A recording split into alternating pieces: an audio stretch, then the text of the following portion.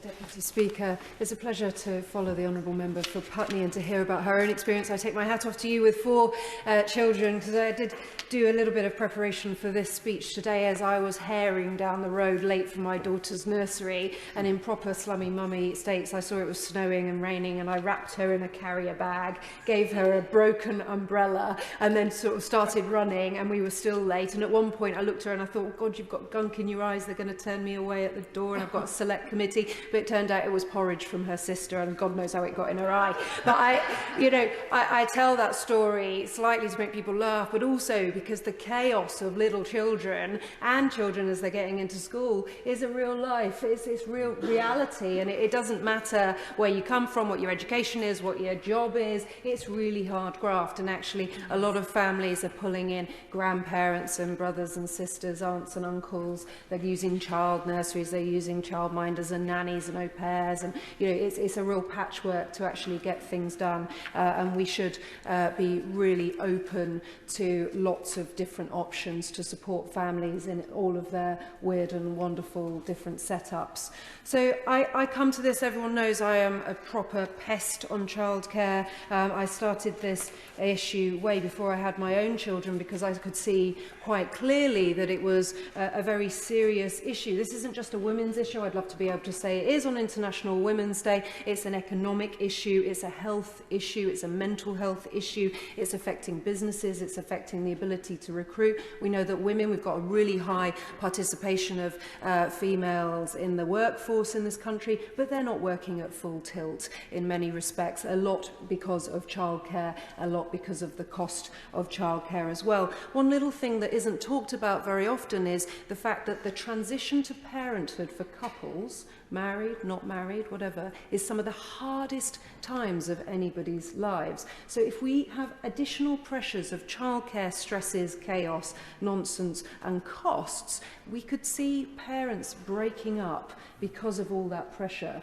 And we know the impact on society and on the country, and particularly on children in relation to family breakdown. So I do think this absolutely needs to change, and I do think it's really important that we're focusing on it. So I mean, I'm a huge fan of the Right Honourable Member for Worcester, and I hang on his coattails and on his every word on this. I'm so grateful that his select committee is doing a report, because I think the Walker reforms, as they will come forward, will be quite pivotal in terms of what the government may do going forward.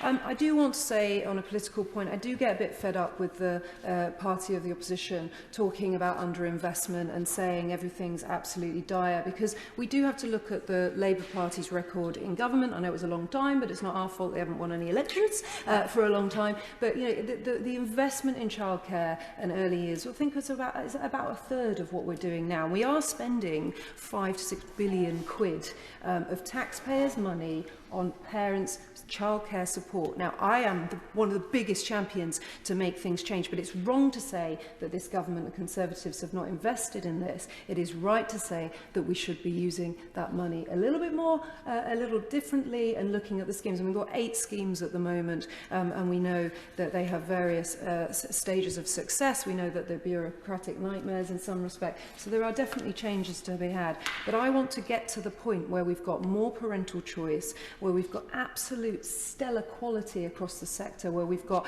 a sector that is loved and respected for the experts that they are, where regardless of how they are working in the early years workforce, they are experts, and we charge them with looking after the most precious things in our lives. So I want to have the childcare and early years sectors loved and put on pedestals exactly as we do as our teachers, because at the moment that isn't the case, and I think that's part and parcel of why we don't see some of the attention and funding come to this area.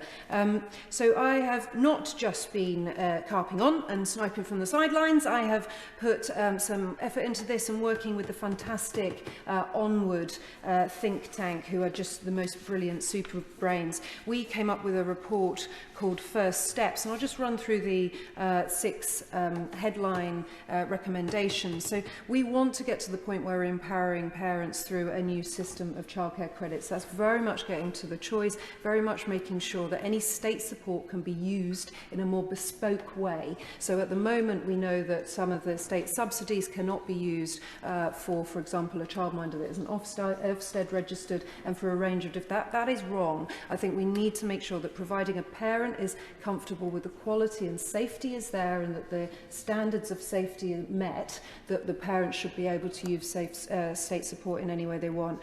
We'd like to investigate front-loading child benefit. This is very much looking at the understanding that we've got the first 1,001 days is the most important in a child's life. We know all the evidence is there. This is 40 years old, this evidence, decades old. So let's look at some different models. It might not work. I think it's really important we do model that, because there may be some unintended consequences. And for some disadvantaged families, they've told me that they would be worried about that change. So we'd have to model it, but I think it is worth having a think through whether child benefit could be changed. I'd like to see a reform of parental leave by abolishing separate maternity and parental leave in favour of a single parental leave scheme. Parents would have a shared entitlement of about 12 months. Again, something to really look at, research, consider the unintended consequences, but I think something we could potentially get to. Expand the family hubs. You heard the Right Honourable Member for the South Northamptonshire. She's done an amazing amount of work on this, and this isn't just like Sure Start centres. Actually, this is from birth, actually before birth, so when a pregnant woman, and goes all the way through into late teens and into adulthood and on. Actually, if you've got a child with special educational needs and disabilities, like my nephew's got Down syndrome, he will have support until he's 25. The family hub will be a perfect place. That's quite a different thing to the previous offer from the previous government. And I have great fondness for the Sure Start centres, but I think it's absolutely wrong to say every single one of them was performing brilliantly. And what I know from having spoken to Sure Start centres and thought about this as a counsellor in previous years, a lot of the Sure Start centres weren't actually doing the outreach. It was the same parents coming round and round and round, and for very early years. So, let's be honest about some of the challenges and learn from those, and let's make those changes and make sure that family hubs work really well. And at one point, someone was telling me that there was still more, quite recently, there was still more Sure Start centres than there were McDonald's in the country. So I haven't been able to check that, but there is still a lot of them, and we should be able to champion them and keep them there if that's what the local area wants, but also look at family hubs as well.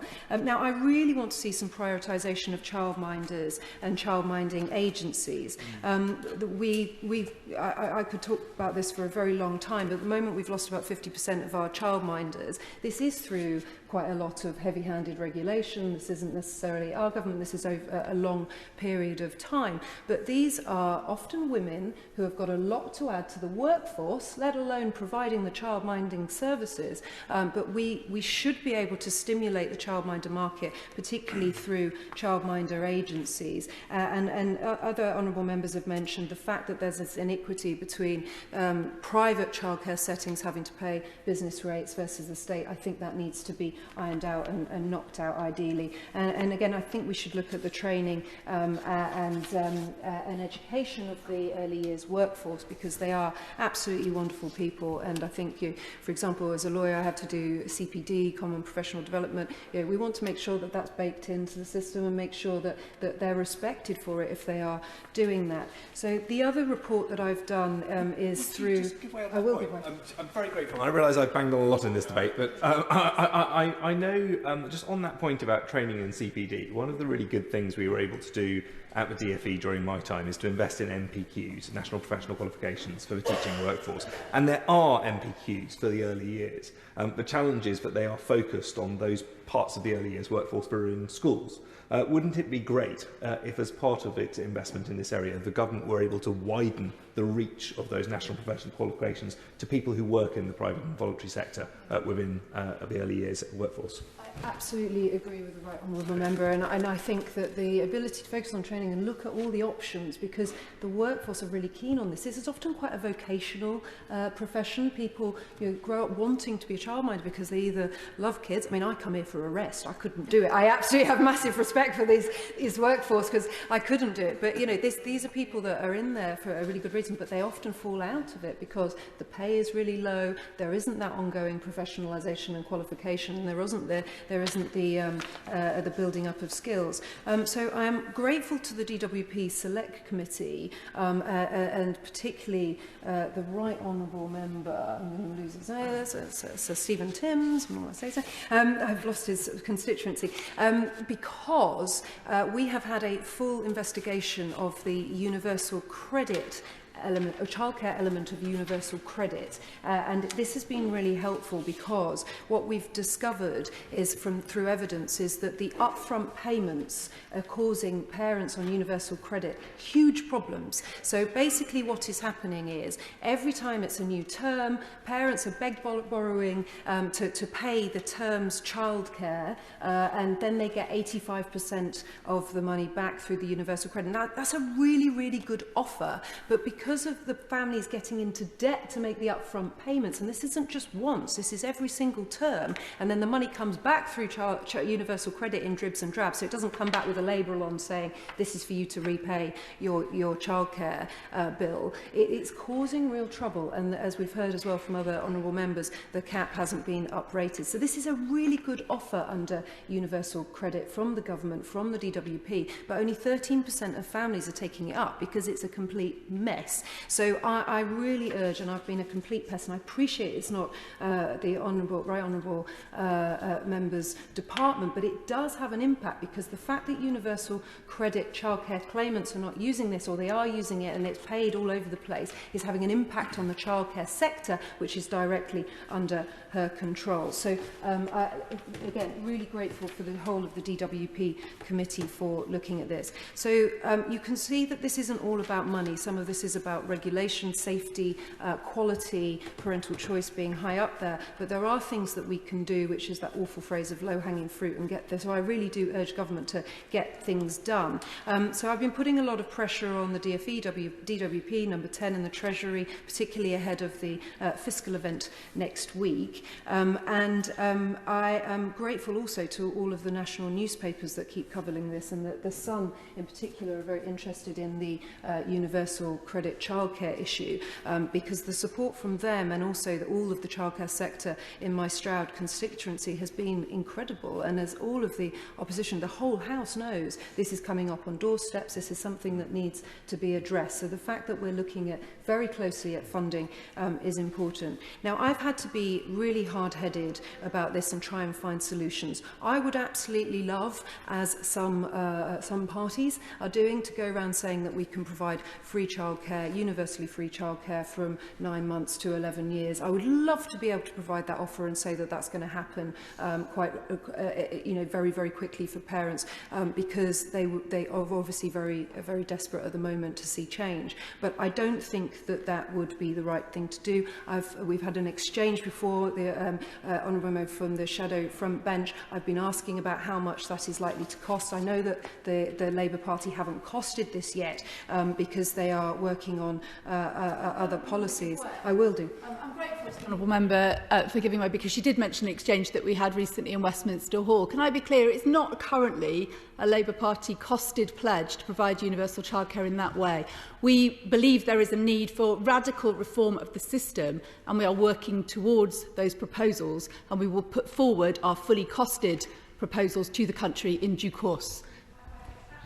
Grateful for that clarification, because the perception is, and all the trails and the newspaper articles, and but a lot of people just see headlines, a lot of people see social media clips or people standing up doing very short things. The perception is that that universal free childcare is coming from the other side. I do thank you for giving way again. I'd be really grateful if she could help not to reinforce inaccurate perceptions in everything that she says in this House and indeed in Westminster Hall. I would absolutely love to sit down with the honourable member on the front bench and go through some of the newspaper articles that I've seen coming out of the opposition, because ultimately we've got to be really careful with parents. I don't want parents to be sat thinking, very soon I'm going to get free childcare, so I'm not going to go back to work at the moment. I'm going to wait for these big bang changes, because ultimately it is very unlikely that universally free childcare from 9 months to 11 or whatever it is being kind of trailed is going to be fundamentally affordable to this country. It wouldn't be sustainable. It would be incredibly difficult for the childcare sector to manage, particularly at the moment. So I know I'm possibly going to make myself unpopular in some quarters, and I'm perhaps not giving exactly what parents want, but I do think it's really important that at this stage and for the next week, what I'm hoping that the Chancellor and the Treasury talk about is making sure that we're funding and underpinning the childcare sector. So I give credit to, and I think a number of honourable members have mentioned this on the opposite benches, the Women's Budget Group have created a coalition of early education and childcare. Now this coalition is over 30 people in this. This is the FSB, the CBI, Oxfam, Save the Children, Citizens Advice, the Early Years Alliance, Fatherhood Institute, For Society. There's absolutely loads and loads of people that we all have great respect for. And what their ask is that twofold at this stage. The first is that there's an increase to the baseline hourly rate of funding to reflect the true cost of provision. So this is the much fated free hours. It's not free, the taxpayer pays for it, and the childcare sector are very clear that these hours have been underfunded. The Minister and I have had many conversations about this. I would like to see those hours brought up to scratch and make sure that we've got a motoring childcare sector alongside these other stimulation of things like childminders. And the second thing that this coalition, very learned coalition, is asking for is the reform of the universal credit childcare support to help parents return to work, which I've already mentioned. The final point I would like to make, and I realise I've been going on, I'm so passionate about this, I really am grateful to everybody's involvement, but I've met with a company called Kuru Kids and a company called Tiny. Now, they're both childminder agencies, and they're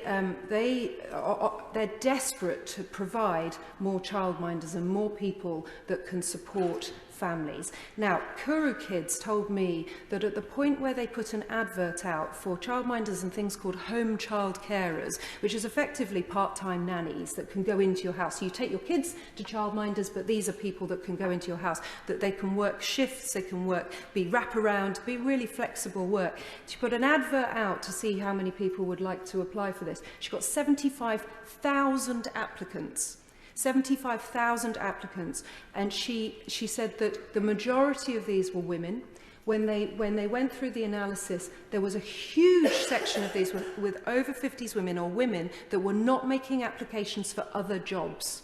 So when we are thinking about the economically inactive, and when we have the Secretary of State for DWP and the Chancellor of the Exchequer looking at this, this is a workforce that we could stimulate, that we could get people into jobs and really playing a massive part and massively important part in our economy that I think have been overlooked.